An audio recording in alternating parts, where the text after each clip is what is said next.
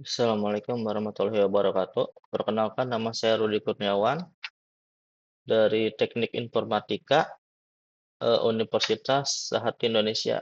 Kali ini saya akan memaparkan tentang salah satu tipe autentikasi yaitu Single Sign-On atau SSO, konsep autentifikasi terpusat, sejarah evolusi, dan implementasinya pada dunia nyata.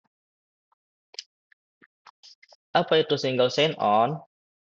Autentifikasi terpusat SSO adalah teknologi yang memungkinkan pengguna mengakses berbagai aplikasi independen dengan menggunakan satu set kredensial saja, yaitu username dan password.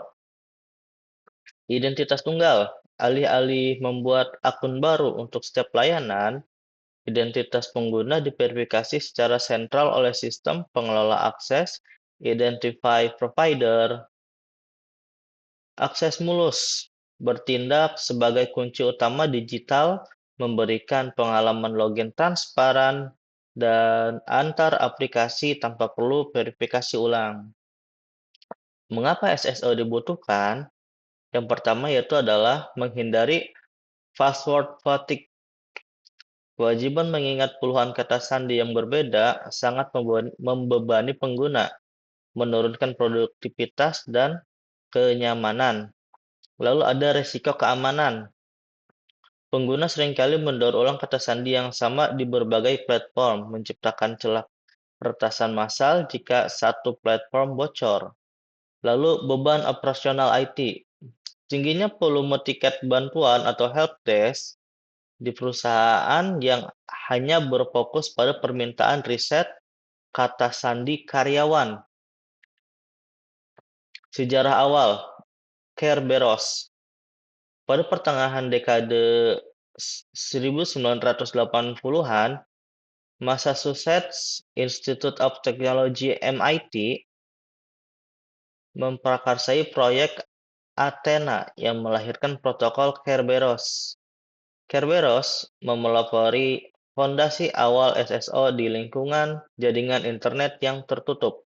Dengan menggunakan sistem tiket kriptografi, protokol ini membebaskan komputer dalam jaringan dari keharusan mengirimkan sandi dalam bentuk teks biasa atau plain text. Era web dan modern. SAML tahun 2002, kelahiran standar berbasis XML ini memungkinkan SSO lintas domain di internet, menghubungkan penyedia layanan dan identitas secara aman. Lalu ada OAuth 2.0 2012, standar otorisasi yang memungkinkan aplikasi mengakses data tanpa memberikan kata sandi, misalnya login with Google. Lalu ada OpenID Connect 2014. Lapisan autentikasi ringan di atas OAuth 2.0 berbasis JSON mendominasi sistem ekosistem API dan aplikasi mobile modern saat ini. Bagaimana SSO bekerja? Yang pertama, permintaan akses. Pengguna mencoba mengakses aplikasi layanan, aplikasi menyadari belum ada sesi aktif, lalu menghentikan akses sementara. Yang kedua, redirect dan validasi. Aplikasi mengarahkan atau redirect pengguna ke server Identify Provider atau IDP terpusat untuk proses login yang aman. 3. Penerbitan token. Jika login berhasil, IDP menerbitkan token autentikasi. Pengguna diarahkan kembali ke aplikasi dengan token tersebut untuk diberikan akses. Penggunaan di dunia nyata. Ekosistem terintegrasi. Produk seperti Google Workspace mensentralisasi akses ke Google Drive, Doc, dan Gmail dengan satu login utama. Lalu ada infrastruktur enterprise.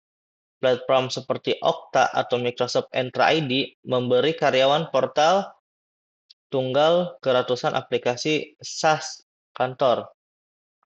Facial login.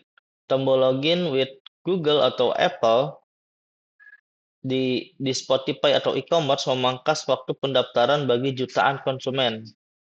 Keuntungan utama SSO, peningkatan pengalaman pengguna (UX), navigasi instan antar aplikasi tanpa hambatan layar login, berulang secara drastis meningkatkan kepuasan pengguna, keamanan yang diperkuat, konsolidasi login memungkinkan tim IT untuk dengan mudah menegakkan kebijakan multi-factor authentication atau MFA di seluruh ekosistem digital. Manajemen akses tersentralisasi mempermudah proses onboarding karyawan baru dan seketika mencabut akses offboarding secara serentak dari satu titik. Reduksi biaya operasional menurunkan biaya dukungan IT secara signifikan dengan menghilangkan volume panggilan masuk terkait pengaturan ulang kata sandi. Tantangan dan risiko. Single point of failure. Ketika autentikasi dipusatkan, jika Salesforce Identify Provider tumbang atau down, seluruh akses ke semua layanan akan terputus seketika. Dampak kebocoran tinggi. Jika kunci utama kredensial SSO berhasil diretas, peretas berpotensi mendapatkan akses ke seluruh aplikasi yang terhubung. Kompleksitas implementasi menghubungkan aplikasi warisan legacy apps ke standar SSO modern membutuhkan integrasi yang rumit dan biaya investasi awal.